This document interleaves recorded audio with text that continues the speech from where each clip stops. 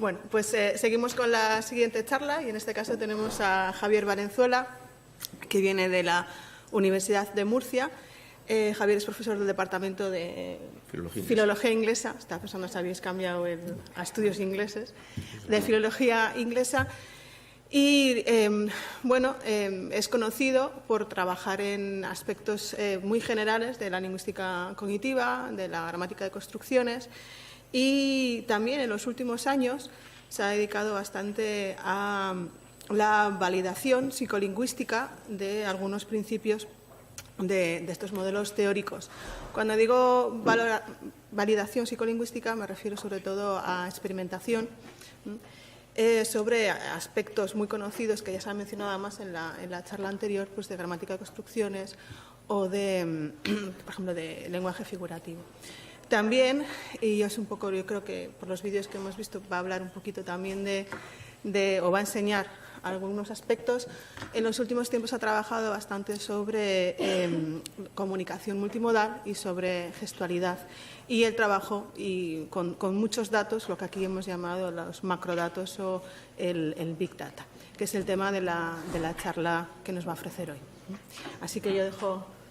Y bueno, habéis visto que es amigo, colega, bueno, de todos nosotros, porque como muchos de los que han venido a este SILEX 5, pues son habituales de las jornadas que organizamos o de las charlas que organizamos aquí en SILEX. Así que, bienvenido de nuevo. Pues muchas gracias por estar aquí de nuevo. Efectivamente, he venido como a más de la mitad. De 5, pues he venido a 3. Con lo cual está muy bien y estoy encantado. Entre eso y los Zaragoza Lingüísticas, he venido aquí un montón de veces. Y esta, efectivamente, en mi casa en el sentido literal. Y me conozco ya los bares y los sitios de las cenas que estabais diciendo ya. Estoy puestísimo. Pues me han hecho el encargo, como parece que este año ha sido un poco así, han ido cogiendo gente que supiera del tema, pero que estuviera un poco tangencial, ¿no? Porque Victoria lo comentaba, que le habían estado un poco horrorizada, que tenías que hablar de fMRIs y otros no, otros efectivamente sí han acertado, pero con algunos de nosotros sí nos han dejado un poco de ahí en la esquinilla. Pero vamos a ver qué es lo que podemos hacer, que yo creo que espero que por lo menos sepamos un poquito más sobre el tema cuando acabe la charla. La charla es sobre Big Data, que es una cosa que está como muy de moda, efectivamente. De hecho, hace 2 días estuve buscando Big Data en Google, a ver qué pasaba. Me salieron 218 millones de hits. O sea que efectivamente parece que sí está bastante de moda y Big Data está hasta en la sopa. Está todo el mundo hablando de Big Data en los telediarios, en todos lados. Entonces, esto del Big Data tenemos una idea más bien aproximada de qué es. Y tampoco es tan fácil porque es un concepto un poco, digamos, en movimiento. Parece que Big Data o macrodatos, que también se llaman así en español, es un término que hace referencia a los datos que generamos cuando estamos interactuando digitalmente. Entonces, generamos datos a la hora de... Ahora pondremos unos cuantos ejemplos y los generamos en tal cantidad que efectivamente no pueden ser procesables por un aparato normal, por un software más estándar y tienen que ir a ser almacenados en un sitio especial y ser procesados de manera especial. Entonces es una cosa completamente descomunal que crece a un ritmo tremendo y, de hecho, parte de efectivamente el origen, pues es cuando mandamos un correo electrónico, cuando interactuamos con redes sociales, que parece que las redes sociales, yo no utilizo redes sociales, ahora vamos a ver unas cuantas, que yo creo que todo el mundo interactúa con redes sociales de un tipo u otro. Las búsquedas en Google pues se quedan ahí almacenadas, de quién, dónde, cuándo. Cuando vas en el Google Maps, pues eso efectivamente a ver quién busca para ir del Corte Inglés a no sé dónde. Las compras electrónicas, consulta opiniones sobre un producto, una película, un restaurante, un hotel, ya no se va de viaje sin mirar cómo es este restaurante, este hotel, todo el mundo mira aquello. La facturación se queda, las llamadas telefónicas, el acceso a wifi públicas, pago con tarjeta de crédito, transacciones. Algunas son efectivamente de personas, otras son automáticas directamente. Hay entre los bancos se genera un tipo de cosas y eso también se queda registrado. Lo decía de las redes sociales, yo no uso redes sociales, bueno, no lo sé, me gustaría saber cuánta de la gente que hay aquí no utiliza o Facebook, el WhatsApp, el Messenger, el YouTube, el Vimeo, Twitter, Instagram, Telegram, LinkedIn, Pinterest, Twenty, Snapchat, Tinder, Yelp, el Google Maps, el WhatsApp, que es una cosa para ir por un sitio que os recomiendo, que yo sí lo uso, está muy bien. El WeChat, Skype, el Fortnite también, el famoso Fortnite de los chavales, también es una cosa donde efectivamente unos hablan con otros, es también una red social. World of Warcraft, el Tumblr, el Reddit, el Viber, el Line, el Spotify, Flickr, Slideshare, SoundCloud, Badoo, TripAdvisor. Yo qué sé, hay un disparate de ellos y todo el mundo utiliza alguno de estos. Y efectivamente, todo lo que hacemos con ellos se queda perfectamente registrado, no con el nombre propio, pero sí efectivamente de quién ha hecho, a qué hora, cómo, cuánto, etcétera. Y como veis, efectivamente, en Facebook hay 2.000 millones de usuarios, que es un disparate gordísimo, es una cosa tremenda. Y YouTube tiene 1.900 millones de usuarios y WhatsApp 1.500 millones.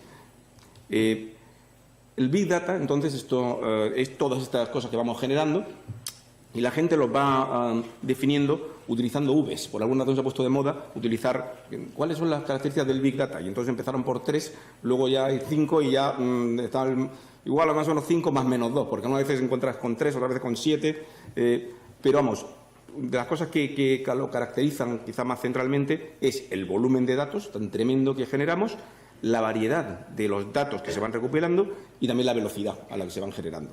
Y luego, efectivamente, aquí veis unos cuantos más que volumen, valor, veracidad, visualización, variedad, velocidad, viralidad. Lo que quiera decir tiene que ser con V. De hecho, he oído también últimamente viscosidad, que era pero si quiere decir algo del Big Data tiene que ser algo que empiece con V, que si no, no encaja. Bueno, esto, efectivamente, para haceros una idea, esto es en 2017. Que había cada 60 segundos, cada minuto, había 3,8 millones de búsquedas en Google y 800.000 documentos que suben a Dropbox, 87.000 horas vídeos, canciones en Spotify, no sé qué, 400 horas de vídeos subidos, 2 millones, esto estamos hablando de un minuto, 156.000 millones de correos, 240.000 fotos subidas en Instagram, no sé qué, en fin, hay un disparate, es una cosa completamente descomunal. De hecho, eso era en el 2017. He cogido otra cosita de estas de 2019 y, por supuesto, es lo mismo, pero ahora ya van por 4.427.420 búsquedas de Google en un minuto. Entonces, efectivamente, esto genera muchísima información. Entonces, esto del volumen, efectivamente, se va duplicando cada 2 años y, encima de todo, llega una cosa que se llama The Internet of Things, el Internet de las cosas, que a algunos les sonará que es algo parecido, pero se supone que vamos a tener todo conectado a Internet, entonces objetos cotidianos que van a dar información de manera continua, con cámaras, con sensores, con micrófonos. Entonces, los libros, los termostatos, los refrigeradores, la paquetería, todo efectivamente, las lámparas, los botiquines, las partes de los coches, todo va a estar conectado a Internet, de manera que, bueno, se supone que nadie se va a quedar sin stock. Siempre sabes efectivamente si va a cascar algo, pues está ya aquello preparado, no se perderá un paquete jamás. Lo que decíamos ayer, hacíamos la broma con Julio, que efectivamente tu nevera dirá: me voy a romper la semana que viene, ve llamando al técnico. Por cierto, ya lo he llamado, ha venido y era majo y le he dado una propina de tu parte, Julio. Bueno, eso es lo que decimos, en fin, que es un poco, efectivamente, mareante, ¿no? 26.000 millones de dispositivos estarán conectados al Internet de las cosas en el 2020, dicen por aquí. Entonces, esto se supone que va a ser una revolución tremenda porque vamos a estar rodeados de datos por todos sitios. Entonces, ya, efectivamente, esto de los megas es completamente viejuno, ya no se utiliza para nada, ya estamos acostumbrados a los gigas, que es 1.000 megas, pero luego ya están los teras, que también utilizamos hasta teras, llegamos, ¿no? Un disco duro de 1 tera, 2 teras, pero luego esto sigue, están los petabytes, que son 3 ceros más, los exabytes, los zettabytes, las yottabytes, que le vas añadiendo ceros, o sea que ya se van acabando las palabras para describir las unidades, porque realmente es una cosa tremenda, ¿no? Otra de las cosas que caracterizan el Big Data no solamente es la cantidad de volumen, sino es la variedad de formatos de datos que generamos. De hecho, los datos se supone que son de 3 tipos. Hay datos estructurados, datos no estructurados y datos semiestructurados. Los típicos, el dato estructurado, pues eso es el que conocemos de la base de datos, que está ya, digamos, predecible cuál es el formato. Estos son los ideales para esta gente porque pueden extraer la información de manera muy fácil. Pero luego tenemos un montón de datos no estructurados que se van guardando. Por ejemplo, textos. Entonces, en PDF de una colección, de un periódico, de lo que sea. Hay audios. que también están ahí, se van almacenando. Sospechamos que también lo que decimos, efectivamente, esto lo debe estar grabando la CIA o alguien. Luego, clics de ratón, por ejemplo. Los clics de ratón también se graban. Es conocidísimo el caso de Facebook, con sus clics del me gusta ese famoso, ¿no?, que son capaces de leerte la mente. Desplazamientos del ratón, de por dónde pasas, también se graban. Los datos de GPS. Todos estos son datos no estructurados, porque efectivamente están ahí, pero ahora veremos por qué son un problema. Y luego están, por ejemplo, esto también es si buscas Iraide Ibarretxe, pues te salen datos no estructurados. Lo siento por Iraide, pero sale una foto, salen varias fotos, salen una lista de publicaciones, salen libros que ha escrito, en fin, un poco de tutti frutti, y eso efectivamente todo se genera. Y luego están los datos semiestructurados, que están un poco entre ambas cosas. Por ejemplo, el formato HTML tiene una parte de estructura, pero es variable porque se adapta a qué es lo que vayas a describir, etcétera, ¿no? Entonces, estos son datos semiestructurados. Conclusión: si tenemos muchísimo volumen y muchísima variedad, eso complica muchísimo las cosas. Hay un montón de problemas, entonces, para el almacenamiento, donde metemos toda esta cantidad de datos, que suelen estar... Empezaron con servidores dedicados, pero claro, esto es un poco complicado y son, digamos, necesitan muchísima capacidad, con lo cual se va al cloud computing este famoso. Los datos están en un sitio que tienen yottabytes y lo que fuera aquello, a punta pala, una cosa tremenda, y la gente lo que hace es conectarse a ese repositorio, activar un subconjunto para lo que tú quieres hacer y entonces hacer tu cálculo y ahí se queda. Pero los datos están en unos sitios especiales porque no caben en un sitio normal, ¿no? El tratamiento, proceso y gestión de todo esto es también complicadísimo. De hecho, han surgido carreras nuevas. Ahí está el Data Scientist. Ahora se puede estudiar esto, se puede estudiar en la universidad, y gente dedicada a ver qué hace con este lío de datos, porque efectivamente hay que integrarlos. Efectivamente están los datos estructurados, pero están los datos no estructurados. Entonces, ¿cómo relacionas unos con otros? Eso es un problema serio, un problema muy complicado, ¿vale? De cómo efectivamente, porque lo que al final lo que quieres es extraer la información de aquello, quieres sacarlo, y para eso necesitas tener un formato, una estructura, un algo, ¿no? Hay un montón de herramientas. El Hadoop, este famoso, salió de una cosa previa que era el MapReduce de Google, y entonces un spin-off, digamos. Y durante un tiempo Hadoop era como la herramienta principal para tratar los datos. Ahora Spark son otros que se han metido, de realidad. Además, hay unos cuantos de estos, según lo que quieras hacer. Si los quieres almacenar, utilizas el Hive. Hay una gente que se especializa en cómo organizarlos, que es el Cassandra.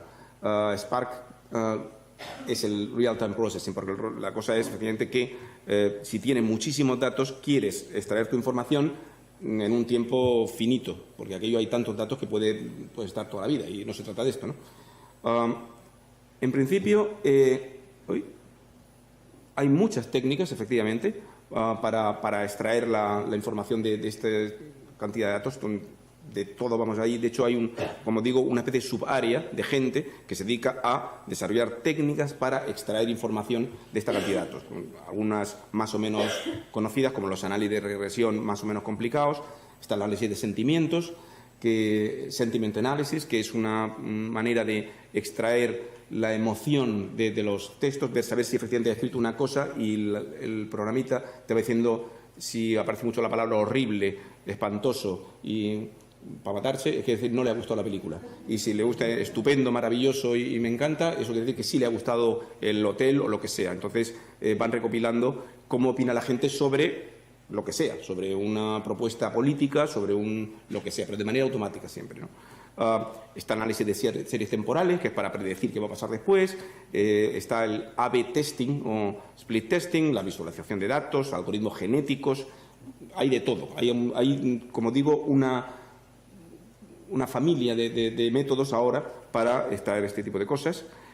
A ver, por aquí se me ha alterado esto, pero seguramente la que más fama tiene, o por lo menos más nos suena, es los procedimientos de deep learning, que son las redes neuronales iba a decir de toda la vida, pero en realidad desde el 87 para acá, desde los años 80 y 90, había unas redes neuronales que sacaron unos señores que se llaman Rumelhart y McClelland y que se pusieron muy de moda y en la academia y en psicología y en estudios de lingüística incluso, y pasó su momento y la gente se olvidó un poquillo de las redes neuronales, del conexionismo, y ahora de repente lo que ha vuelto es esto, pero a lo bruto, mucho más grande. Lo que se llama es el deep learning, que son redes neuronales pero más complicadas, con muchas capas ocultas. Entonces tiene un input layer y un output layer, y como digo, esto, por ejemplo, esto es una simplificación del asunto, ¿vale? Esto no sería nunca así, pero lo que hacen es, te cogen una serie de datos, por ejemplo, el origen del aeropuerto, el destino del aeropuerto, a qué hora sale y qué compañía, y hacen sus procesos, sus cosas, y efectivamente te calculan un precio, ¿vale? Entonces se basan en una serie de hechos ya, digamos, comprobados, entrenan a la maquinita para que efectivamente, vale, pues esto es la configuración de pesos, esta maquinita te va a calcular más o menos por dónde va, y así pueden predecir lo que tú quieras. El problema con estas cosas, efectivamente, es que lo que pasa dentro de la maquinita no tiene la gente ni idea. Son máquinas, son, ¿cómo se llama?, cajas negras. O sea, no tienen muy claro qué es lo que está pasando. Simplemente sabes que soluciona un problema. Las redes neuronales son famosas por esto, porque aproximan funciones, pero ¿cómo lo hacen? Pues lo que pasa es que a ellos no les interesa saber cómo lo hacen, porque lo que interesa es que lo hagan, ¿vale? Que yo sepa clasificar si este señor me va a pagar el préstamo del banco o no. Es un problema, como luego veremos, efectivamente, porque de hecho funciona para muchas cosas, clasificaciones automáticas, fantástico. Cuando efectivamente necesitas saber por qué o cómo, estos sistemas tienen sus problemillas. Por ejemplo, esto, si vas al banco y quieres pedir un préstamo, pues hay una maquinita que cogen todos los datos de cómo te llamas, dónde vives, cómo trabajas, cómo se llama tu mujer, una cantidad de datos tremendas, y a continuación calculan si tú vas a ser un buen pagador o no. Entonces dice, vale, pues la maquinita ha dicho que no le doy a usted el préstamo. Pero dice, ¿y por qué? Porque me lo ha hecho maquinita. Ni de la mano sabes qué ha hecho la maquinita. Entonces, en casos así, donde hay un juicio, una decisión que afecta a humanos de manera directa, pues estos sistemas son un poco contestados, digamos. Por ejemplo, yo que sé, otro caso era el de si concederle la libertad condicional a alguien o no. El caso es que la maquinita lo hace muy bien, ¿eh? La maquinita, efectivamente, es capaz de predecir si este señor, si le doy la libertad condicional, va a volver a delinquir o no. Y lo predice mejor que el comité que está ahí evaluando. Igual que, efectivamente, la maquinita predice mejor que el banquero si este tío va a pagar o no. Pero aunque lo haga mejor, efectivamente, como no puedes explicarlo, pues la gente todavía se resiste un poquito a utilizar este tipo de cosas, ¿no? Esto es un comentario sobre el Big Data y sus aplicaciones, que luego, efectivamente, nos va a valer para cuando hablemos de Big Data y lingüística. Las aplicaciones, he puesto aquí un par de páginas porque hay que acabar algún día, pero en realidad ya sabéis que efectivamente es todo. Parece que es magia y puedes hablar de prevención de delitos, efectivamente dónde va a haber, en qué sitio de la ciudad se van a cometer más robos de coches, evaluación de fármacos, investigación científica, están utilizando un montón, predicción del tiempo, cumplimiento de las obligaciones tributarias, para ver si este señor va a pagar o no, o quién es el señor que se va a retrasar, optimización del tráfico. En Netflix, por ejemplo, para predecir qué películas te van a gustar, eso es un algoritmo de estos famosos que te lee la mente y dice, ¿a ti te gustan las películas de Spiderman? Pues venga, más. Ese tipo de cosas. En seguros, si te dan el seguro, cuánto cuesta el seguro. La conducción de coches sin conductor, efectivamente, consiste en coger un montón de datos también y procesarlos para tomar la decisión, que es otro de los casos, efectivamente, con problemas éticos. Aplicaciones a la educación, diseño industrial, para ya nadie hace un coche, un avión, un aparato sin primero simularlo y ver efectivamente cómo va a funcionar. Mantenimiento de productos, aparatos. Y bueno, quizá de los más famosos es lo de la evaluación y predicción de opinión. Por ejemplo, predicción de comportamiento en elecciones, hablaba de la política, ¿no? El caso famoso del Cambridge Analytics, donde cogieron y manipularon a la gente, pues, hicieron un análisis según su uso de Facebook, identificaron los grupos de población que eran más propensos a creerse una serie de cosas y a esos fueron los que le mandaron una serie de historias para, digamos, sesgarlos hacia que voten lo que tú quieras, ¿no? Son los rusos, lo hicieron bastante bien. Entonces, bueno, eso, digamos que por hacerlo un poco apresurado, porque efectivamente la charla en realidad no va de Big Data, que es una especie de pincelada, sino esto con la lingüística. ¿Esto qué tiene que ver con la lingüística? ¿Se puede aplicar a los estudios del lenguaje? ¿Realmente es una revolución? Y, según a quien le preguntes, habrá un poco de todo, como en botica. Efectivamente, están los entusiastas, efectivamente gente que dice, bien, sí, seguro, esto va a ser, va a cambiar la faz de la Tierra, va a ser una manera diferente de hacer lingüística. Luego están los escépticos, que dicen que eso nada, que esto es lo mismo de siempre, que es un poco como lo de el ponente anterior, que es corpus, más gordo, pero vamos a hacer lo mismo que hacemos con los corpus, pero más, pues ya está. Y de hecho hay problemas porque efectivamente, como ha dicho el profesor García Miguel, pues efectivamente no siempre el tamaño es lo más importante. O sea, que hay gente que dice, no, esperemos el Big Data con calma. Y luego están los precavidos, que dice, bueno, pues a lo mejor sí, a lo mejor no, vamos a irlo estudiando, ¿no? Entonces, entre los argumentos escépticos, pues ahí están efectivamente, está la gente que dice que, bueno, que el Big Data está ya aquí de hace un montón de tiempo, que el corpus efectivamente es como el telescopio con el que podemos mirar, que estas cosas que hemos oído justo antes en la presentación anterior. Empezaron por 1 millón de palabras, como justo tengo la misma transparencia casi, y luego subieron a 20, a 100, a 745, a 19.000. Creo que la que ha puesto Chema es de más de 20.000, ¿no? Era 20.000 palabras. Esto es un poco un moving target, que le llaman una meta en movimiento, porque cada vez que pones una cosa, a los 10 minutos ya hay otra cosa más grande, ¿no? Pero vamos, que está claro que sí está claro que ha aumentado muchísimo. Y esto sigue siendo lingüística de corpus, no es Big Data. ¿O sí? No lo sé. Hay la gente que dice efectivamente, bueno, pues vamos acercando por lo menos en las características de Big Data, que era aquello del volumen, la variedad, la velocidad. Bueno, pues por lo menos el corpus lleva un tiempo creciendo en esta dirección, ¿no? Lo del tamaño del corpus, efectivamente, como hemos visto, hay de todo. Hay gente que dice, sí, el tamaño importa un montón, es fantástico. Hay gente que dice, no, el tamaño no es para tanto. Y, de hecho, la idea, justo lo que acabamos de ver hace un momentito, me alegro efectivamente que no tenga yo que contradecir a nadie, que estamos de acuerdo prácticamente en todo. Efectivamente, que el tipo de pregunta es lo que condiciona, eso hay una especie de acuerdo. Si vas a estudiar un aspecto general, pues a lo mejor no te hace falta una cosa, las transitivas, pues vale, pues entonces estudiar 2.000 ejemplos de transitivas o 2.000 millones, pues a lo mejor es más o menos lo mismo. No hace falta 2.000 millones de ejemplos, con 2.000 te vale para hacer las reglas, ¿no? En cambio, si tienes un aspecto muy poco frecuente, pues te interesa un tamaño grande para que haya bastantes ejemplos. También, efectivamente, otra cosa que también ha salido es lo de la metodología que vais a utilizar. Efectivamente, cuánto trabajo hace la maquinita automáticamente y cuánto trabajo tiene que hacer el analista. Porque si el trabajo lo tiene que hacer el analista, eso es un cuello de botella importante. Ya no podemos subir tanto el tamaño, aunque ahora veremos matizaciones del tema, y tienes que, digamos, pensar en corpus más pequeños. De todas maneras, efectivamente, la crítica principal y central de los lingüistas de corpus, de parte escéptica, ¿vale?, es efectivamente que los corpus están construidos de manera muy cuidadosa para que sean representativos, sean balanceados y que, según la pregunta de investigación, esto es crucial.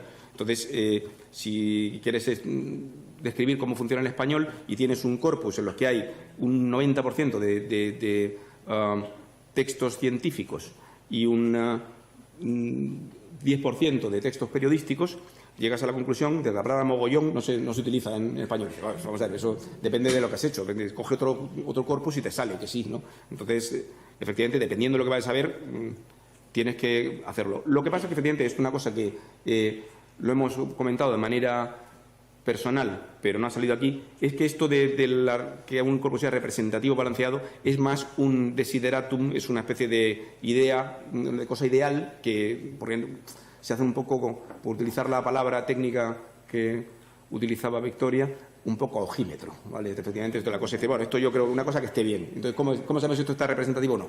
Pues un poco de esto, un poco de lo otro, pero no hay una manera objetiva para decir, este corpus mío es representativo de lo que sea. Eso está difícil de medir. Entonces, bueno, pues lo aproximamos más o menos, pero ahí está, ¿no? Sinclair, que efectivamente es otro, se cuenta entre los poco entusiastas con el tema, dice, bueno, hay una cosa son los corpus y otra cosa son el resto de cosas, archivos, base de datos lingüística, lo que sea, que eso no son corpus. Porque efectivamente tienes que elegir cada texto cuidadosamente y según lo que elijas puedes luego generalizar los resultados de tu corpus. Se generalizan en la cosa también de Julio, de la muestra y la población. Los corpus siempre son una muestra y tienes que generalizar a la población. Entonces, dependiendo de cómo sea la muestra, pues tienes que ver si se puede generalizar o no. Esto es Sinclair protestando mucho, diciendo que no es un corpus, no es una lista de palabras, no es un archivo de texto, no es una colección de citations, no, tampoco de quotations, no es un texto, nada. Todo esto no es un corpus. Para él esto no le vale. Un corpus tiene que ser una cosa hecha a propósito. Aunque tengo aquí un señor que se llama Andrew Hardy, que efectivamente es el crítico más crítico que he encontrado, que es estupendo, dio una charla que me vino muy bien a mí, porque dice, vamos a ver, esto de los criterios por lo que los datos son grandes, eso no está muy claro. ¿Eso por qué es grande o no? Pues no lo sé. Y luego él dice, la charla presentaba ejemplos de estudios de Big Data que ilustraban problemas básicos que les impedían de levantarse del nivel de pseudoinvestigación. O sea, que efectivamente para él una birria completa. Y de hecho, la conclusión de esto es, argumento que el prospecto de una revolución de Big Data lingüística es ilusoria. Nada, no existe. O sea, que está claro en qué bando está, ¿vale? Lo que pasa es que, efectivamente, entre los entusiastas, los que sí, vamos a verlo, lo del mayor volumen está muy bien, efectivamente. Esto está claro que el mayor volumen va a permitir fenómenos lingüísticos de todo tipo, no solamente los que tienen mucha repetición, sino muchos muy pequeñitos, con lo cual lo del tamaño pues está bien, ¿vale? Para muchas cosas está fenomenal, ¿no? Aunque seguramente esto es, digamos, poco controvertido y ya se está haciendo, al margen de las protestas de algunos, efectivamente, como hemos visto en la charla anterior, el tamaño de los corpus está subiendo un montón y ya vamos por 20.000 y, bueno, y no sé si, no sé muy bien si hace falta más, pero en principio ha subido muchísimo. Lo que no hemos hecho todavía y que es una característica del Big Data que están empezando a aplicarse a la lingüística es lo de la variedad. En Big Data, como hemos visto, hay muchísimos tipos de datos, estructurado, no estructurado, de dónde estás, de quién eres, de cuándo lo haces, todo el tipo de cosas. Un paralelo exacto no es posible, porque efectivamente el Big Data lingüístico tiene que contar con lengua, con lo cual no valen clics de ratón para nada, o sea, así, digamos, aislados. Pero sí está claro que si incluimos más variedad de cosas, pues tenemos más variables. Podemos poner unos modelos lingüísticos, digamos, con un grano más fino, si queréis, con más variables explicativas, ¿no? Ya tenemos, efectivamente, como hemos visto antes, anotaciones de todo tipo, morfológicas, sintácticas, etcétera, pero con este tipo de cosas ahora mismo podemos tener muchísimas más. Podemos tener prosódicas, gestuales, discursivas, geográficas usando el GPS, etcétera. Por ejemplo, imaginaros para alguien que haga sociolingüística, de hecho ya hay alguna cosa donde hay algún ejemplo de variantes sociolingüísticas utilizando textos de Twitter. Entonces sabes efectivamente si el que está diciendo lo que sea es chico o es chica, o si vive en el sur o vive en el norte, o lo que sea. Entonces, bueno, pues para saber el género y edad, pues a ver si las chicas utilizan más un tipo de cosas u otro, pues el Twitter es fantástico. Esto es estupendo. Te viene una anotación automática con esto, el indicador temporal, la geolocalización, para ver efectivamente si utiliza más esta locución en el sur que en el norte, o en Zaragoza del este o en los cuantos del oeste. Pues vale, efectivamente.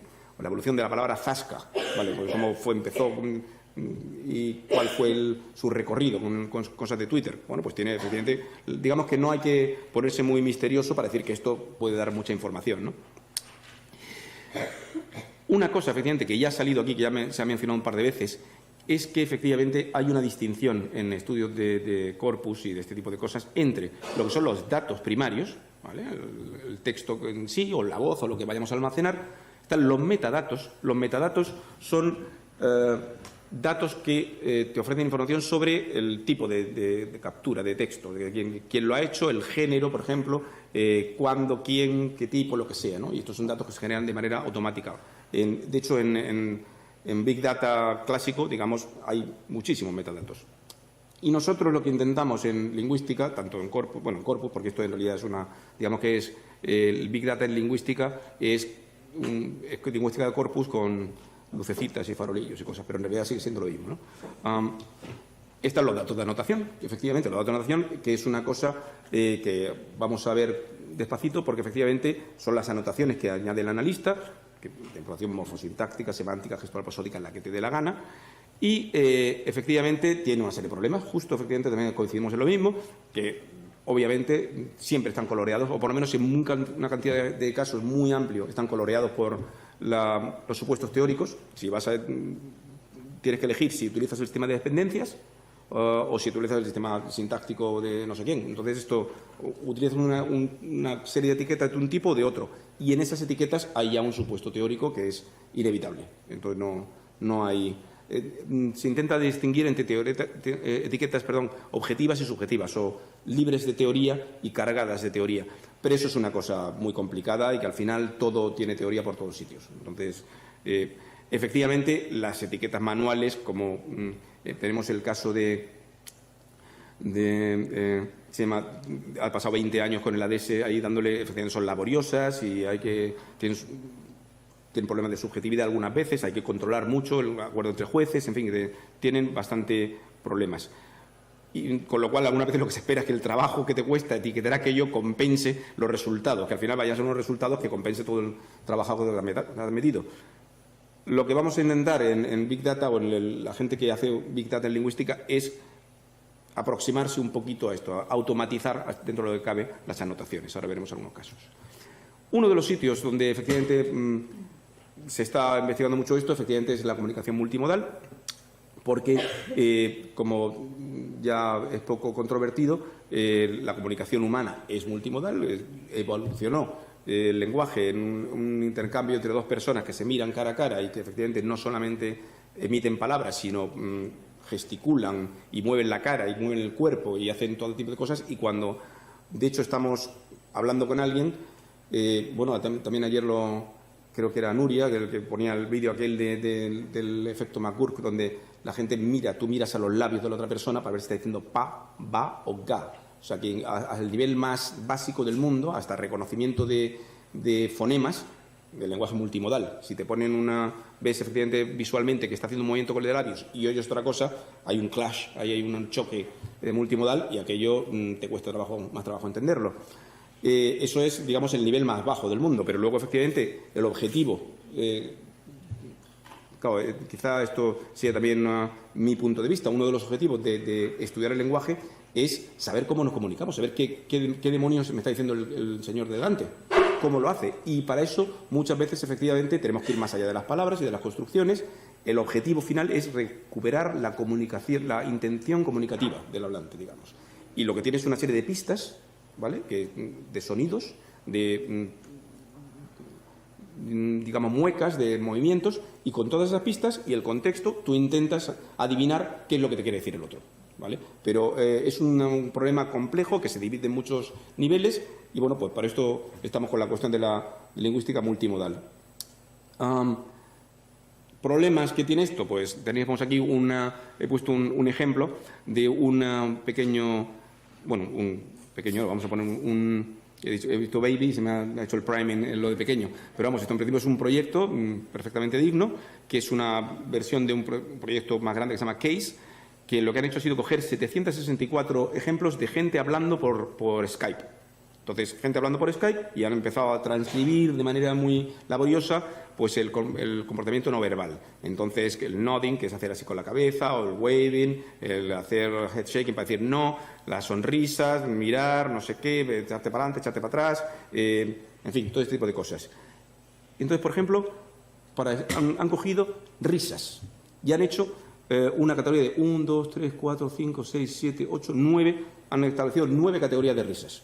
De hecho, si vais a la página, le dais al botoncito y te sale cómo se ríe cada uno. Esto es una risa de tal, una risa de cual, su categoría de una risa que es, mientras hablo se me escapa una risilla, o risa de 2 pulsos después de esto, o una risa previa de no sé qué. Han hecho sus categorías y a continuación han ido viendo cuando hay code switching, es decir, cuando estás hablando en un idioma y te pasas a otro. Por ejemplo, esto lo han hecho con gente española y alemana. Entonces había una chica gallega que decía porque una cosa en gallego, y entonces se reía, como diciendo, uy, mira, se me ha escapado una cosa en gallego cuando estoy hablando alemán. Entonces lo anticipaba con una risilla para decir, voy a hacer un cambio de código, ¿no? Entonces vieron que efectivamente la risa contextual aparecía en la mayoría de los casos para, digamos, gestionar un poco avisar a nuestro hablante de que vamos a hacer el code switching, un 56% de los casos, y luego, pues bueno, pues te lo hacen. ¿Cuándo aparece? Aparece antes de la oración entonativa, después, qué tipo de risa, en fin, te lo hacen toda una serie de estudios muy bonitos, muy interesantes, pero imaginaros el trabajo que supone esto. Esto es un ejemplo de trabajo con información multimodal, con los problemas que veíamos antes. De hecho, esto es una cita de un libro de hace 7 años, por ejemplo, 7 o 8 años, que dice, en la figura 1 se ven algunos pocos corpus multimodales que los que van más allá de unas pocas miles de palabras de tamaño. Y este corpus tiene unos impresionantes 100 horas de vídeo, y la mayoría de estos datos existen solamente como vídeos. En fin, que los vídeos todavía tienen que ser transcritos, así que el corpus no es muy grande. Y bueno, que otros corpus multimodales contienen unas pocas horas de vídeo y un número limitado de palabras. Entra el laboratorio distribuido de la gallina roja, el Red Hen Lab, que es en el que estoy yo. Esta gente, por cierto, tengo que deciros que este laboratorio, como yo ya he venido bastante y hay gente de mi grupo que también ha venido, hay una charla muy bonita de Inés Solza, que es una colaboradora de la Universidad de Navarra, que está en YouTube, que vino aquí, efectivamente, yo creo que fue en Zaragoza Lingüística, a contar efectivamente una cosa parecida de la gallina roja de Red Hen Lab. O sea que si os interesa, como yo voy un poquito deprisa, yo voy a dar una charla un poquito más técnica, pero si queréis ver ejemplos un poquito más desmenuzados, porque ella lo que hace es pragmática y multimodalidad, y ahí lo explica bastante bien. Pues entonces, yo os cuento esto. El laboratorio entonces Red Hen es un consorcio internacional para el estudio de la comunicación multimodal. Y estos son los dos directores, Francis Steen, que está en la Universidad de Los Ángeles, y Mark Turner, que es también conocido por la teoría del blending en lingüística cognitiva, que está en Cleveland. De vez en cuando. Creo que ahora está en Cleveland porque Mark está en todos lados. Creo que ahora está en Osnabrück, me han dicho, porque le han dado una beca de no sé qué, pero vamos, estuvo un año en Noruega, luego otro año se va no sé dónde. Es un señor que está un poco disperso, pero disperso en el sentido de que va por todos lados, por todo el mundo, pero en principio su sitio de residencia habitual es Cleveland, ¿vale? Lo que tiene Red Hen efectivamente es una base de datos que tiene 400.000 horas de noticias de televisión, ¿vale? O sea, que veíamos aquello, decía, tiene esto 100 horas, 100 horas, ¿vale? Tiene 400.000 de noticias de televisión, y las noticias es por motivo de copyright, es lo que se empezó con noticias, pero se toman noticias en sentido bastante amplio. Por ejemplo, los debates, las charlas, tal, todo ese tipo de cosas también tienen que ser cosas que no tengan copyright, que no sean una película o una serie o unos dibujos animados. Bueno, tampoco nos vale mucho, pero vamos. Por ejemplo, ahora os pondré cosas. En España se están grabando cosas desde mi despacho. De hecho, tenemos ya 4 o 5 años de Antena 3, Telecinco, no sé qué, y una de las cosas que más juego dan es El Hormiguero, ¿vale? El Hormiguero, donde vas a gente ahí hablando, haciendo sus entrevistas y moviéndose de manera natural. Y eso, digamos que lo de noticias de televisión es un concepto un poco amplio, ¿vale? Hay un poco de todo, ¿no? El caso es que esos vídeos tienen asociados una serie de subtítulos, ¿vale? Esos subtítulos lo que se hacen es se indexan y se alinean temporalmente. Se van en Los Ángeles, tienen el supercomputador Hoffman, que le va poniendo una marquita temporal, cada segundo le va poniendo una marquita temporal, lo mueve aquello para que esté alineado. Lo que es el texto en sí, de lo que dice la gente, forma un corpus de 3.000 millones de palabras, que es bastante grande. Digamos, que para ser un corpus oral encima de todo, pues es una cosa tremenda. Y lo bueno, efectivamente, es que es un corpus que se puede procesar como cualquier otro corpus. Es decir, tú puedes buscar ahí una palabra, puedes buscar una colocación, puedes buscar lo mismo que puedes buscar en el Sketch Engine o lo que sea, pues tienes ahí lo que tú quieras. Y lo bueno de esto es que, efectivamente, puedes buscar un ejemplo lingüístico y te da sus resultados con al ladito un vídeo al que tú le das al botoncito y aparece la persona diciendo eso, ¿vale? Entonces, diciendo la frase que sea para que tú puedas ver entonación, gestualidad, cara, contexto, grupo de gente, lo que te dé la gana, digamos. Es un poco la cuestión multimodal. Hay nodos de captura en todos sitios. En España, en la Universidad de Murcia, como digo, hay un montón llevamos ya unos cuantos añitos. Dinamarca, en Estados Unidos, en Alemania, en Francia, Brasil. Todo esto, de nuevo, no me atrevo a decirlo porque cada 2 por 3 nos dicen, oye, que hay unos chinos, ¿qué tal? Pues no sé ahora mismo cuántas hay, pero vamos, esto va aumentando, ¿no? Se supone que hace unos años la cifra que teníamos era que esto viene con la velocidad, que se relaciona con la velocidad del Big Data, que decíamos antes. Se añaden 150 horas de vídeo indexadas al día. Cada día hay 150 horas más, con todas sus historias. Nodo de captura, este es el nodo de captura de Murcia, las famosas galletas de la abuela, efectivamente, que tenemos lo digo por si alguien se anima, que efectivamente esto yo lo tengo en mi despacho, que es un ordenador que vale 40 euros y que es uno pequeñito, y lo enchufas a la tele y luego tienes que meter una cosa de metal, que es la jaula de Faraday, ¿vale? Entonces, todo el mundo tiene en realidad en el proyecto una cosa de té. Pero yo no tenía té porque estoy en España, entonces puse la galleta de la abuela, de esto, y que funciona muy bien, y es conocido mi nodo de captura como el nodo de captura galletas de la abuela. Vale. Esto efectivamente le vale a... Esto de RedGen es una empresa muy ambiciosa. Teóricamente lo que quieren es que, bueno, pues que sea interesante para psicólogos que quieran estudiar cómo se expresa la emoción de la tristeza o del orgullo o de lo que sea, para antropólogos, para sociólogos, para lingüistas, por supuesto, para sociolingüistas, para análisis del discurso, historiadores, análisis del político, economistas, gente que estudia la comunicación. Es un poco que sea un repositorio para lo que se llama humanidades digitales, ¿no? Hay, como digo, es una organización muy grande, muy compleja, con muchas ramificaciones. Entonces, hay una gente que se dedica a la adquisición de datos, lo que es la captura de datos. Entonces, están ahí negociando estaciones de captura en varios sitios. Otra gente se dedica a lo que es el almacenamiento de datos, que hasta ahora está en Los Ángeles, en UCLA. Y eso pone Universidad de Navarra es porque lo he copiado de la web, pero es mentira. Ahora va a ser la Universidad de Murcia. Porque efectivamente nos acaban de conceder la semana pasada una ayuda para comprar un servidor de 12.000 euros, fantástico, con 180 terabytes, donde vamos a pasar todo lo de Los Ángeles, lo vamos a pasar para acá, para tenerlo nosotros también en Murcia. Va a ser el sitio de almacenado, va a ser este sitio. Luego hay otra gente que se dedica a la mejora de los datos, y entonces son los que alinean lo que dicen con la figura, que también hacen transcripciones.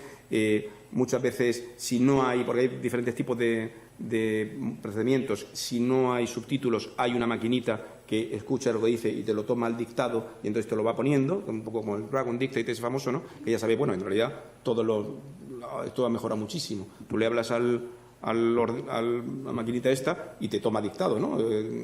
Entonces eso es una cosa prácticamente trivial ahora. Pues hay unas maquinitas que hacen esto. Hoy en la tele, te sacan lo que dicen y te lo alinean, ¿no? Hay efectivamente luego una parte que es quizá la nuestra, que es la gente que se dedica a ver un análisis un poquito más de cerquita y hacer codificación manual, que entonces skill taggers, estos skill taggers que son mis alumnos en realidad, que hacen el TFG, ¿vale? Estos son los skill taggers, entonces que van a anotar cosas. Y luego, pues eso, ¿qué más cosas hay? Todas esas cosas que anotamos se lo pasamos a gente. Tenemos unos proyectos con Machine Learning donde utilizan lo que hemos anotado para ver si hay una maquinita que puede hacer lo mismo que estamos haciendo nosotros, que lo voy a contar ahora. A gente que hace data mining, que investiga la comunicación, que lo intenta aplicar a usuarios de interfaces de usuario, otros que hacen visualización, en fin, hay un poco de todo. Esto, por ejemplo, es un pequeño ejemplo de cómo funciona el asunto. Tú puedes ir al día, hay varios modos de búsqueda, está la búsqueda visual, esta sería la búsqueda visual. Entonces tú te vas al día 6 del 3 del 2013 y dices, a ver, dime qué hay grabado. Entonces veis aquí una especie de, a ver, sí, aquí está veis aquí, esto es una especie de barra deslizadora, entonces te vas moviendo y esto se va moviendo hacia el lado. Entonces, vale, por los programas que se han ido grabando, por si quieres ir efectivamente a buscar el telediario o aquí el show de Ellen DeGeneres o lo que sea, porque sabes que ahí salió una imagen que te interesaba. Entonces puedes seleccionar esa imagen, entonces te sale un thumbnail, que no sé cómo se llama esto en español, una imagen pequeñita, y entonces dices, vale, pues esta es la que yo quiero. Entonces, venga, juegas a la tía, le das a esto y sale, efectivamente, por yo que sé, si quieres ver, quieres estudiar la expresión de la tristeza y sabes que efectivamente ha habido una erupción volcánica en Filipinas, entonces lo buscas a ver dónde está, buscas la imagen del volcán, no sé cuántos, y entonces le das ahí y ves a la gente a ver qué dice, ¿vale?, sobre el tema. La otra cosa, efectivamente, es buscar, por otro lado, esto es por buscar por imágenes y esto es buscar por palabras. Entonces, este es el Edge System, que puede decirle, venga, búscame estas palabras, o que tenga solamente esta, sin la palabra tal, sin la palabra cual, en fin, diferentes tipos de historia. Tenemos una un poquito más sofisticada, que es el CQP Web, que es una herramienta de corpus que permite hacer análisis de colocaciones y tal, que va un poquito más, dependiendo de lo que vayas a hacer, utilizas una u otra. Y aquí, por ejemplo, pues eso, seleccionas de cuándo a cuándo, en qué canales. Esto está un poco viejito ya, pero vamos, le puedes decir, búscamelo en la BBC, en la NC, o en la Antena 3, en Telecinco, en el programa no sé qué, ¿vale? Las mañanas de Telecinco, lo que sea. Entonces le das ahí y dices, búscame la palabra no sé qué, entre esta fecha, en estos canales y en este... o puede decirle todo, depende un poquito lo que decíamos antes de tu pregunta de investigación. Entonces, por ejemplo, esto es el resultado de Since the Inception, que dice, vale, pues esto ha aparecido 74 veces. Entonces te dice 74 veces, todas las veces por aquí, con su pequeño cosilla de vídeo, Synth Inception, con su contexto, ¿vale? Y a continuación le das a uno de ellos y entonces le das al botoncito y sale este señor haciendo Synth Inception. Lo puede ir 10 segundos para adelante, 10 segundos para atrás, para ver efectivamente cuál es el contexto previo, el contexto posterior. Y bueno, pues es un poco cómo funcionamos. Como digo, tenemos una versión de CQP Web para decir, venga, dime, puedes seleccionar cosas para ayudar un poco a hacer la búsqueda un poco más automática. Esto está continuamente en movimiento para también poder buscar por etiquetas, por tags. Metadatos que graba esto, lo que hemos visto antes, de qué cosas aparecen de manera automática, pues es muy complicado, tienen un montón de metadatos, que hay una cosa que es el top, que es el timestamp, que es cuando empieza el clip y cómo se llama el fichero del clip en concreto, cuál es el nombre, que suele ser el nombre del programa y el día.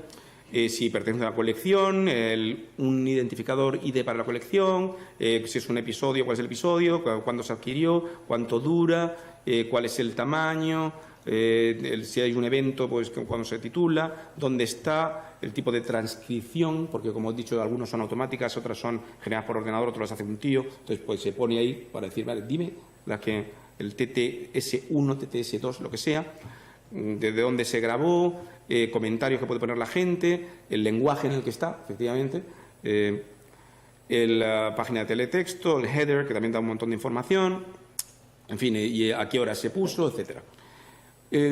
Esto lo genera automáticamente, porque tenemos muchos metadatos, pero efectivamente los interesantes para nosotros, desgraciadamente, son las etiquetas, ¿vale? Las etiquetas que mencionábamos antes, donde las tienes que hacer tú.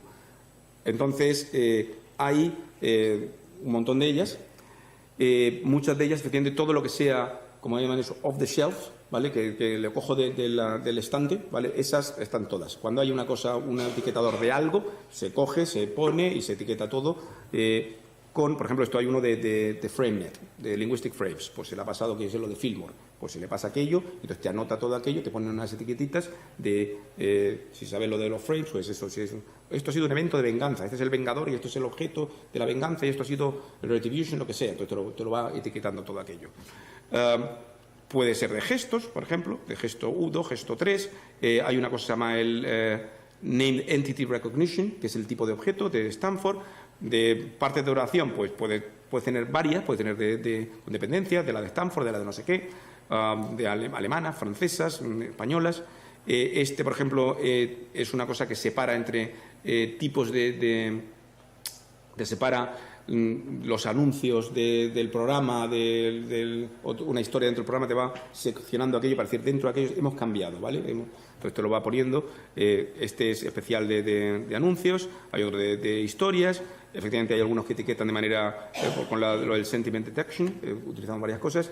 Este tipo de etiquetado os da una idea de cómo se intentan organizar las cosas. La cosa, efectivamente, como hemos dicho antes, es que las etiquetas siempre están con un color teórico dado. Entonces, eso se asume aquí y entonces la idea es tener todos los niveles de etiquetación que tú quieras. De hecho, si tú quieres hacer un nivel de etiquetado tuyo para tu investigación con tu teoría, pues etiquetado de Pepito 1. Entonces tú le pones tu etiqueta, explicas efectivamente a la gente qué es lo que hay, pones tu etiquetado y luego la gente, si le interesa lo que estás haciendo, lo activa y lo ve, o si no, dice, no, este no me gusta, voy a utilizar el de Juanito, el de que sea, ¿no? Entonces es una cosa, se intenta que sea lo más flexible y fluido posible. La idea efectivamente es activar todas las etiquetas que son abiertas perfectamente, que quieras, y luego encontrar efectivamente configuraciones de patrones, digamos, como una cosa se relaciona con otras, etcétera, ¿no? Os voy a contar un poquito lo del etiquetado de los clips, que efectivamente es donde he estado metido yo en la parte de gestos. Entonces hay un etiquetado manual que hemos ido haciendo poco a poco. Luego ese etiquetado manual hemos intentado que nos ayude alguien para decir, oye, nos tardamos mucho en hacer esto, porque si me haces un software para facilitarme el asunto, ¿dónde tardo yo? Tardo en darle este botón y en este. Pues venga, ahora os lo explico, veréis cómo es. Hay una cosa llamada OpenPose, que es una cosa que analiza vídeos, está aprendizaje por máquina, vamos a irlo viendo como nos vamos moviendo hacia esta automatización que nos acerque más al Big Data que os decía antes. Lo del etiquetado manual es de este grupo de investigación que se llama Creatime, que ha venido aquí un montón de veces, que efectivamente estamos estudiando el tiempo en general. cómo conceptualizamos el tiempo. Un agente se dedica más dentro del grupo a patrones de creatividad, de cómo utilizamos unos patrones para hablar normalmente y cómo los modulamos o modificamos para usos creativos. Otros, por ejemplo, hemos estado viendo mucho cómo utilizamos el espacio para hablar del tiempo, la conocida metáfora del tiempo y espacio, de ya vienen las vacaciones o ya nos acercamos al fin de la charla. Entonces, para ver efectivamente si el tiempo se espacializa, utilizamos el espacio para el tiempo, o lo que hemos ido haciendo es mirar gestos temporales, gestos espaciales, pero efectivamente si en el gesto hay algún tipo de indicación de que estamos espacializando el tiempo. Entonces, bueno, pues eso va metiendo por aquí para que luego en tus búsquedas, para que puedas buscar efectivamente como una etiqueta más. Esto, como os decía, ha salido de los etiquetadores Skilled, han sido, pues empezó Daniel Alcaraz en el 2014 con un TFG, ¿vale? Que por cierto siguió en un TFM al año siguiente y ha sido una tesis fantástica en Lancaster el año pasado. Entonces estamos aquí muy orgullosos de Daniel, que está trabajando con nosotros y que con nosotros, pero vamos, ha habido TFGs, lo que queráis. O sea, efectivamente, unos los poníamos a hacer secuencias temporales. Esto es duración temporal. Otros decimos, y ahora tú no sé qué, tú no sé cuánto. Entonces, aquí tenéis TFGs por un tubo, que es efectivamente donde nos hemos ido nutriendo, lo cual creo que a ellos les viene muy bien, porque efectivamente digamos que no es un ensayo, es de verdad lo que están haciendo, les explicamos cómo hacerlo, tenemos ya un procedimiento muy depurado y entonces, bueno, pues ellos ocupan una partecita, luego tenemos reuniones de grupo en el que efectivamente vemos si estamos de acuerdo, si hay algún tipo de lío, esto no sé cómo hacerlo, pues lo solucionamos entre todos o directamente hacemos un Skype y le preguntamos a la gente de Berkeley o de que haga falta, ¿no? Entonces los chavales están muy ilusionados porque ven que están haciendo investigación de verdad. Y luego, el que quiera seguir, que siga. O sea, que si realmente se quiere meter en el lío, como Daniel, que al final es doctor, pues fantástico, bienvenido a bordo, ¿no? Entonces, tenemos, como digo, todo una estructura piramidal, donde están los chavales que están haciendo, que lo explicamos qué tienen que hacer, y luego hay un capataz que los dirige, dudas a él, y luego están los capataces y ya hasta los jefes que decimos, sí, no, tal. Entonces, aquello se va coordinando, ¿no? Tenemos nuestro sistema de mando que funciona bastante bien y lo intentamos sistematizar lo más posible. Es decir, tú, por ejemplo, busca la expresión demarcativa from beginning to end. Vale, te salen muchas, acorta el espacio, te salen pocas, amplía el espacio temporal. Tienes un número razonable, pues vale, pues entonces cógelas y ponte a ver los vídeos. Vídeo 1. Cuando dicen from beginning to end, ¿hay alguien en pantalla? ¿Sí o no? Porque es posible que sea una voz en off. ¿Es una voz en off? Ponme aquí, en este casito, voz en off. ¿Sale alguien en pantalla? Fantástico. Pues ponme aquí alguien en pantalla. ¿Se le ven las manos o no? ¿O es un primer plano donde solamente se le ve la cabeza? No se le ven las manos. Pues ponme aquí, no se le ven las manos. Ahora, ¿se le ven las manos sí o no? Sí se le ven las manos. Pues ponme aquí, sí se le ven las manos. ¿Hace un gesto? No, no hace un gesto. Pues pon aquí, siguiente. Sí hace un gesto, estupendo. Pues ahora mira a ver si el gesto es para el lado, para adelante o para arriba o abajo, ¿cómo es? ¿Es lateral? Pues pon aquí lateral. ¿Es hacia la izquierda o hacia la derecha? ¿Es con la mano izquierda o con las dos? Ya poco a poco tenemos un sistema intentando que todo el mundo siga en la misma decisión, ¿no? Que, como digo, es lo ideal, pero tiene su dificultad, ¿no? Y aquí llegamos a el momento en que me salgo. A ver si veo algo. Y le damos a por ejemplo.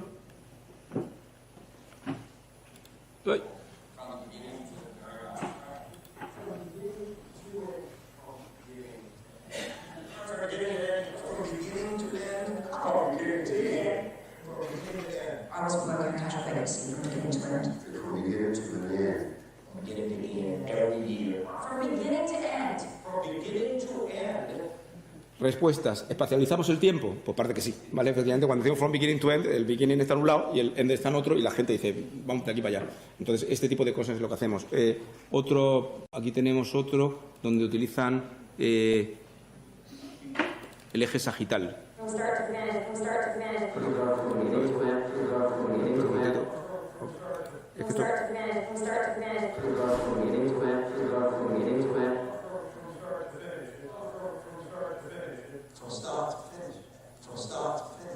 como veis, efectivamente, el start está cerca de nosotros y el finish está para allá, porque efectivamente el futuro está delante y el pasado está detrás. El futuro suele estar a la derecha, a la izquierda. Estamos viendo efectivamente cuando utilizamos, también hay tiempo vertical, como Broditsky y su tiempo chino. También en ese caso, siguiendo un poco los calendarios, el pasado está arriba y el futuro está abajo. También en muchos casos no se sigue esta dirección canónica, en un 25% de los casos lo hacen al revés. Entonces estamos viendo por qué lo hacen al revés y qué es lo que pasa, cómo funciona todo esto, ¿vale? A ver, seguimos por aquí. No veo nada, ¿eh? A ver, aquí es. Esto es. Entonces, estos son los dos vídeos que os he enseñado. Y entonces la gente, efectivamente, va copiando esto. Pues venga, he buscado earlier than. Pues, ¿cuándo es el contexto? Ok. ¿Dónde lo pone? Todo este tipo de... lo va rellenando. Entonces, esto es lo que hemos hecho poco a poco. Le hemos dicho a la gente de Redhen, oiga, tardamos mucho en hacer esto, porque efectivamente nuestros chavales lo van haciendo, pero vale, pues ¿cómo podemos hacerlo? Y se ha hecho lo que se llama el Redhen Rapid Annotator, que es una maquinita que lo que te hace es, si tienes que copiar de aquí a allá, la maquinita te lo hace. Selecciona todos los vídeos que tú quieras para que te los ponga en bucle uno detrás de otro. Le das al botoncito, te lo anota, te das al botoncito, te lo anota, te lo anota, y con eso aceleramos el proceso. Entonces, es lo mismo de antes, pero que automatiza un poquito. Sigue siendo un anotador humano, pero con ayuda de máquina. En eso vamos. Entonces, así hemos participado en una cosa que se llama Google Summer of Code, que es una iniciativa de Google donde le pagan a alguien para que trabaje con una empresa que haga código abierto. Entonces, este tipo de cosas nos ayuda, por ejemplo, Gulshan Kumar, que yo de vez en cuando me toca hacer de tutor de un indio o de un ruso para que nos haga una cosa, y Google a ellos les paga dinerillo y a nosotros con camisetas. Nos da una camiseta muy bonita que pone Google Summer Code, que llevo ya de 5 camisetas. Entonces, estos son cosas del programilla este. Un intento de machine learning. Este chico se llama Sergey Turchin, que hizo un TFM, un trabajo de máster en realidad, ¿no? en Cleveland, donde intentó aplicar utilizando como entrenamiento nuestras anotaciones, ver si una maquinita podía efectivamente hacerlo. Entonces, se supone que lo iba a analizar con una cosa más ELAN. ELAN es una manera de, digamos, poner toda la información. Tienes aquí tu vídeo y aquí aparece el audio y puedes poner como diferentes carriles para decir, venga, aquí empieza a decir esto, de aquí a aquí es un sujeto, de aquí a aquí es un objeto, o de aquí a aquí es un gesto para acá, o de aquí a acá. Puedes añadir todos los carriles que quieras para anotar de manera multimodal, de manera muy precisa. Nuestro objetivo era decir, buenas, ahórranos tiempo, ¿vale? En vez de tener a alguien que diga hay una persona en pantalla o no, que la maquinita decida, si no hay una persona, eso ni te los encuentre.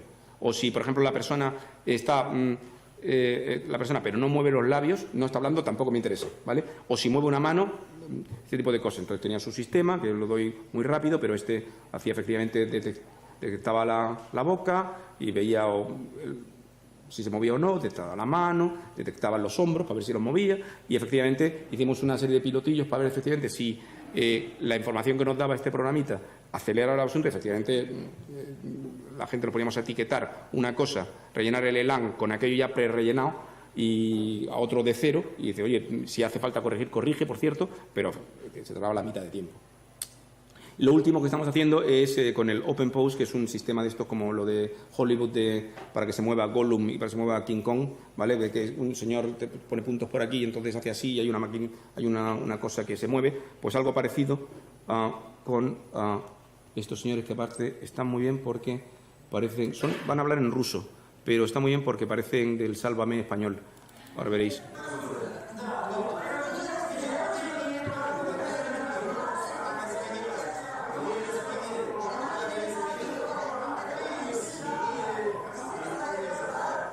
Entonces, esto es el vídeo original y a continuación la maquinita te hace esto.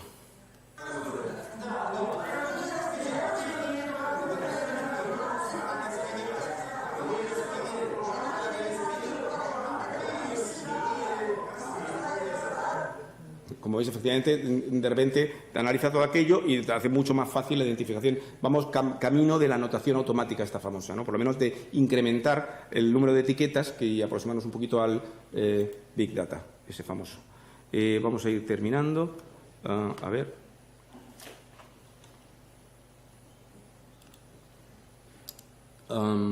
Vale, hay cosas del procesamiento de audio, de si hay otra gente trabajando si es chico o es chica, añadiendo, digamos, etiquetas de audio automáticas, de quién es el... En fin, pero esto otro día vengo yo lo cuento, ¿vale? Conclusiones. ¿Es una revolución esto o no? ¿Ha llegado la revolución del Big Data o no ha llegado la revolución del Big Data? Con todo lo que os he contado. Bueno, pues efectivamente esto... Por un lado, tenemos que decir que efectivamente los paralelos entre Big Data y Big Data lingüísticos son aproximados, no son iguales. No es Big Data, lo que hacemos nosotros es un tipo especial de Big Data, no es el Big Data, digamos, del principio que os he contado, ¿no? Está claro que para nosotros en la lingüística, como hemos visto antes, para hacer algo necesitas anotaciones. Eso es porque el texto crudo te da una información, pero limitada dentro de lo que cabe, ¿no? Además, los propósitos de ambas cosas, del Big Data normal y el Big Data lingüístico, pues son diferentes. El Big Data normal es práctico, es ingeniería. Te da lo mismo como lo haga porque lo que quieres es hacerlo. Y en cambio el lingüístico es teórico. Nosotros no tenemos que perder de vista que lo que queremos es saber cómo funciona el lenguaje.